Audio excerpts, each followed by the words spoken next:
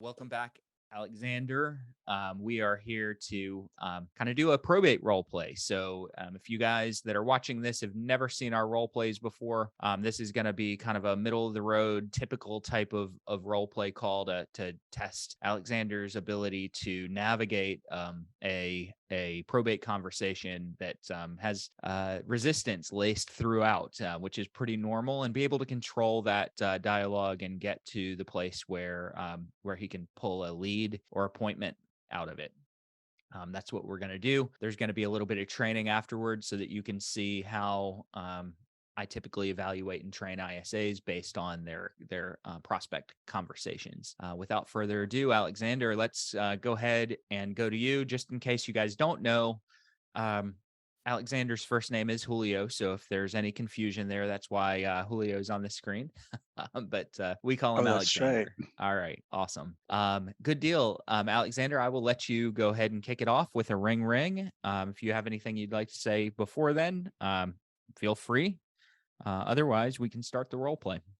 Let me just fix this up. And I forgot. I always forget. Thanks. All right. Ring, ring. Hello. Hi. I was looking for Bruce Hill, please. Speaking. Who's this? Hi, Bruce. My name is Alexander. How's your day going? Well, Bruce, again, my name is Alexander, and I am with ABC Services. And I'm not going to take that long. I'm pretty sure you're busy. And Bruce, the reason for this call is because we work with families that are going to probate. And at this moment, I do not know if what I'm calling for is going to be a fit for you now. Do you think I could take one quick minute of your time to go over this with you? Uh, I'm honestly, I'm pretty busy.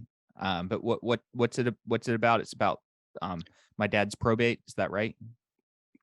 Well, it is in related to that state. I'm pretty sure you're busy, like you said. I'll fly through it. Thank you, Bruce. And we do help families to make the probate process a lot easier and smoother with our turnkey service. We help them by, with this tasks like property clean out and maintenance, even moving and packing services. And we even help them to avoid probate in the future.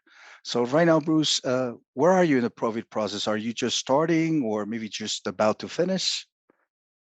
I just started. I opened it like 2 weeks ago, but truth is, I don't think I really need any of that. Of course, and my sympathies for your father. And the I understand, and it makes sense. You just started, so I guess you're a little bit too early in the process. I guess terrible timing on my end. Yeah, So yeah. yeah, thank you. It sounds like you don't need any help at the moment. So things change down the line, and you're being so generous with your time, Bruce. Would you mind if I shoot you some of my information so you know what we're doing once maybe you need us down the line? What's your best email? Um, yeah, no, that's fine. You can just send that info to Bruce at yahoo.com. Bruce at yahoo.com. All right.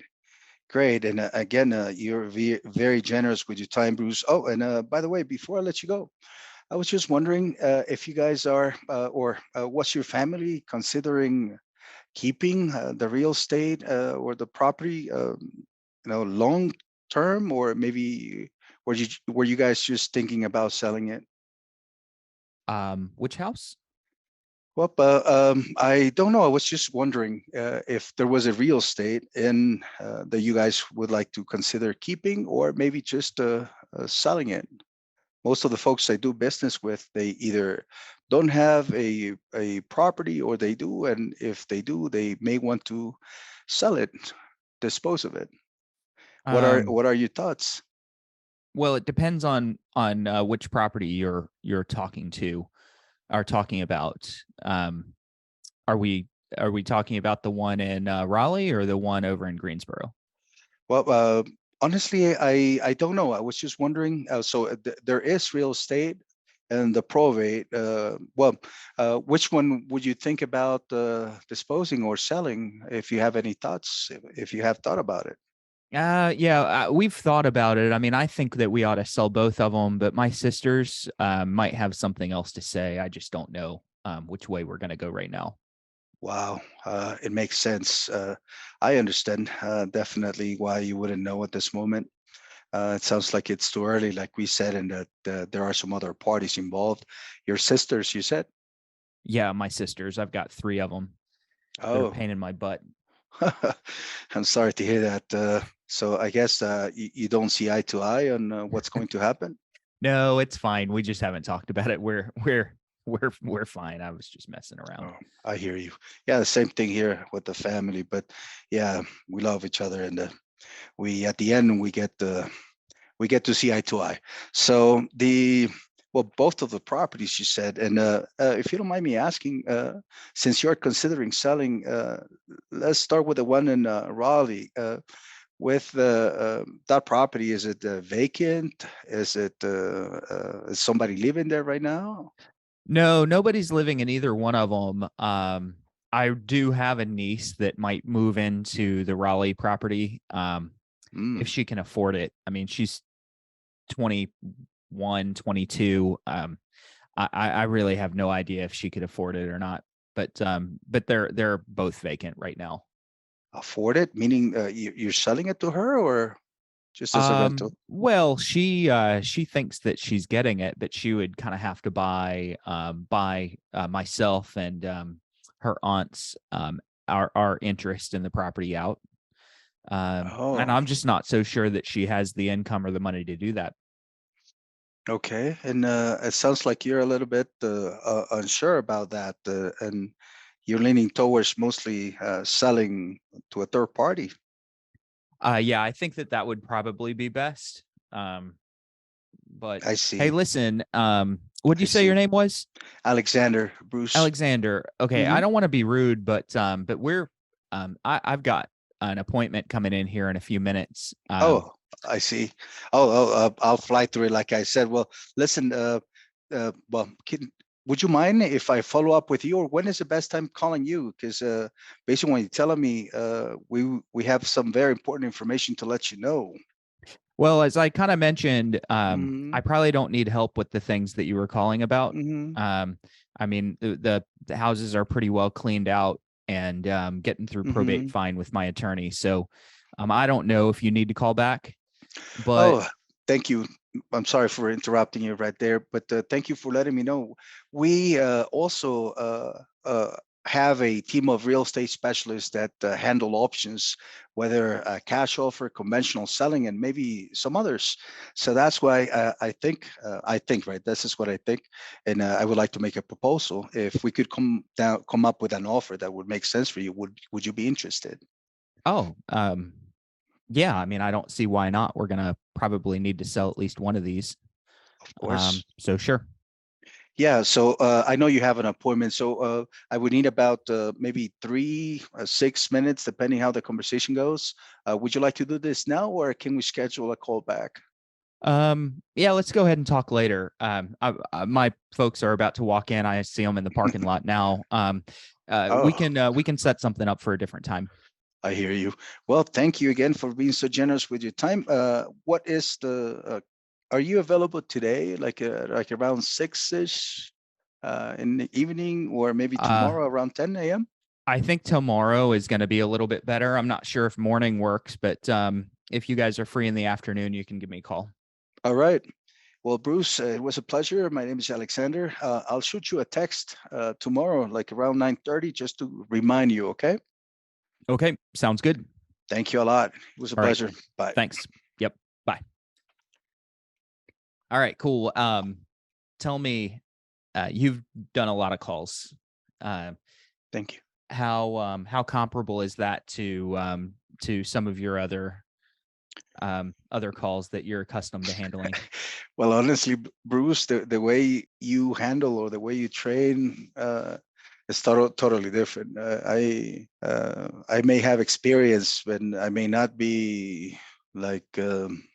I mean, it's easy for me to engage into a Mhm. conversation with somebody that I don't know, but it is a different psychology approach. I don't know if that makes sense, but Mhm. it is. I've been reading it, and I like, like the painting the center kind of thing, and to avoid painting the center, and leading. Yeah, it's a totally different thing. I don't know. Mhm. I tend As to far as talk too my much. attitude as a prospect, do you run into people that are like that on your calls? Oh, you were very nice. I was nice. I was nicer than some of them. Yeah, Yeah. yeah, yeah. Like I stopped like for 10 seconds, like, hey, how's your day going? And or 5 seconds, like if I don't hear any response, I move forward and try to see. As long as they stay with me on the phone, it Hmm. means that they're interested in, somehow interested in what is it that I have to Hmm. say. If they don't want to hear me at all, they hang up Yeah. within the first 10, 20 seconds. Yeah. A lot of times they do. As a matter of fact, I thought that your pause on how's your day going might have been a little too long. Hmm. Almost might have been too long. It's one of the reasons why a lot of times instead of how's your day going, I'll do hope you're having a good day or hope your day's good, something like that. That way, it's not so weird if I have to cut them off, if Yeah, I have to cut the silence off and move on. Because if I've asked a question, it's kind of weird to cut that silence off. yeah. Yeah. It felt a little awkward, Yep. but then I but you're right. I thank you for that feedback. And if I feel that at any point, I just try to move forward and Yep. just try to be a nice guy. Good. Good. All right.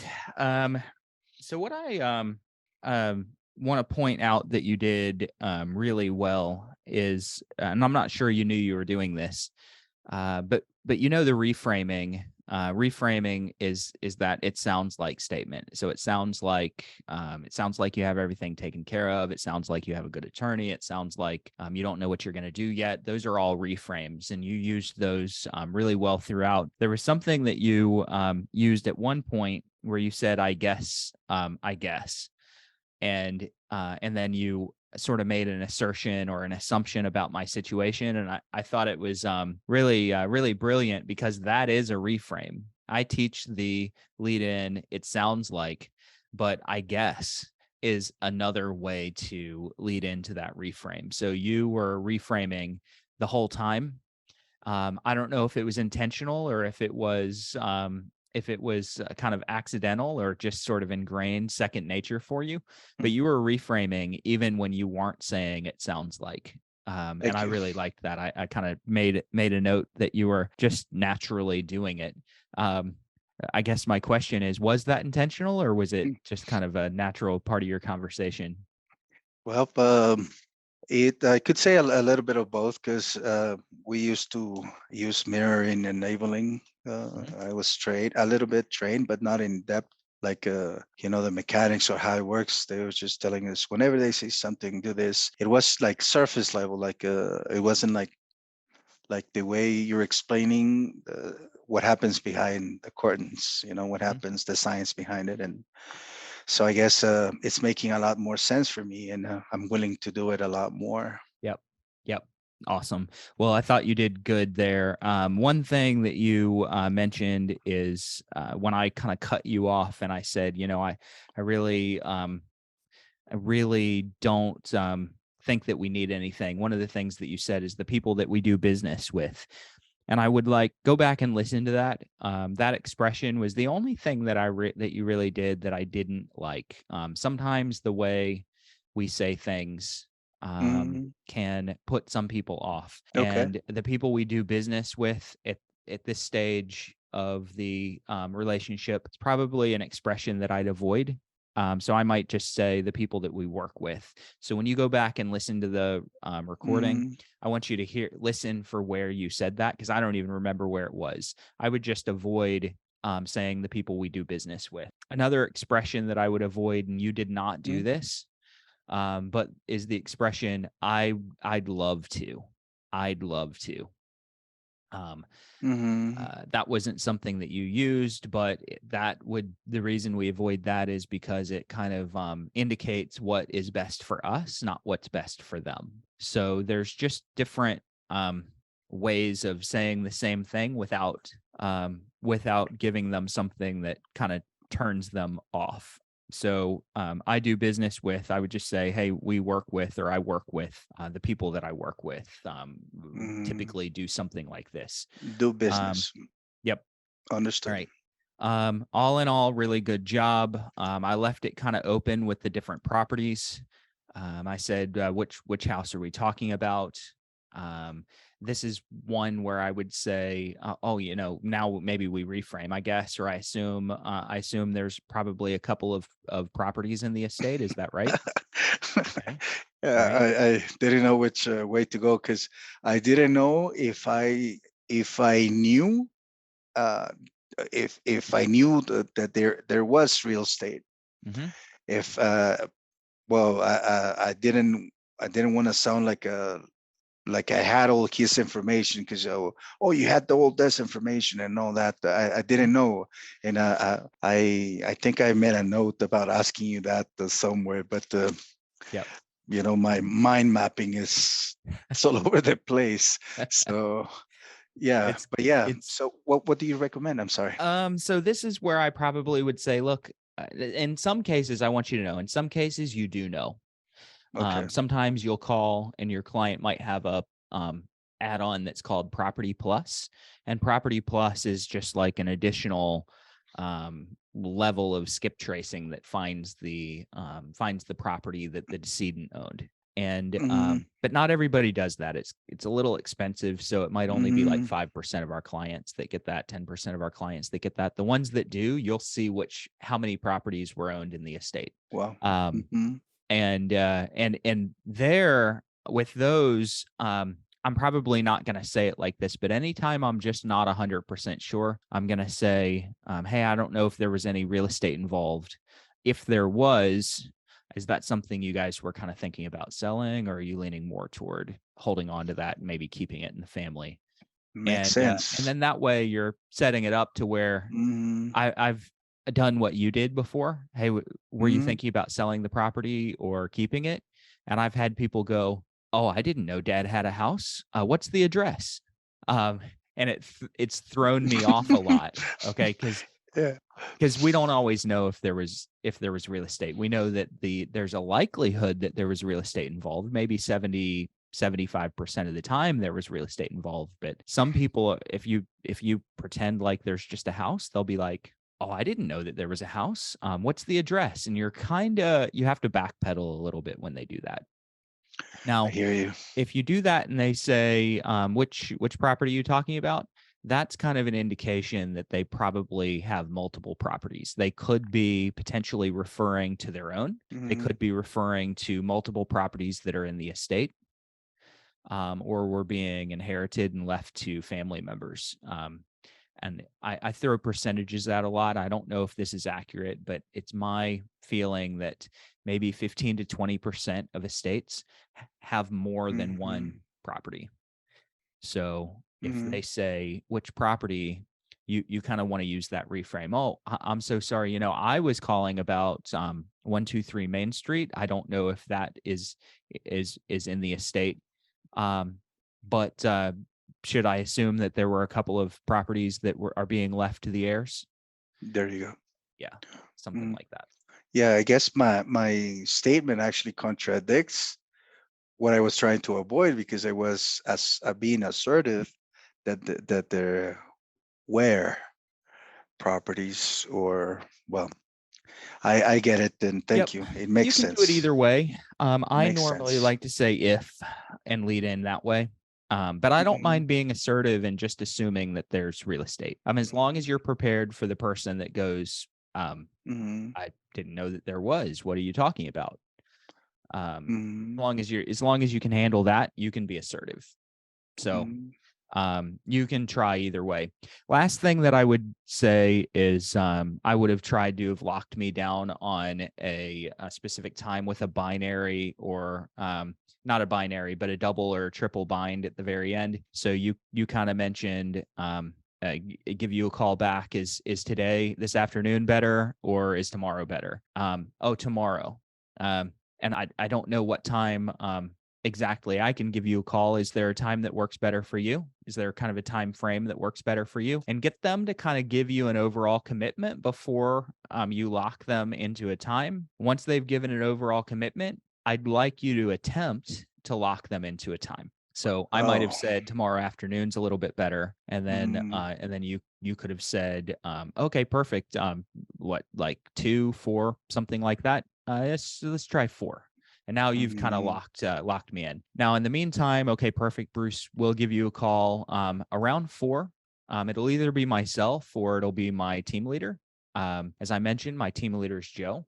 So it'll be one of the two of us. In the meantime, why don't I just shoot you over a little bit of information on exactly what it is that we do? What's a good email for you? mm. Now you've got a time and you have an email, an additional point of contact in case they don't answer. Sounds great. Yes. Good. Thank you. Good. Awesome. I will. All right. Perfect. Really good job, man. Really good job. Thank Um, you. yeah.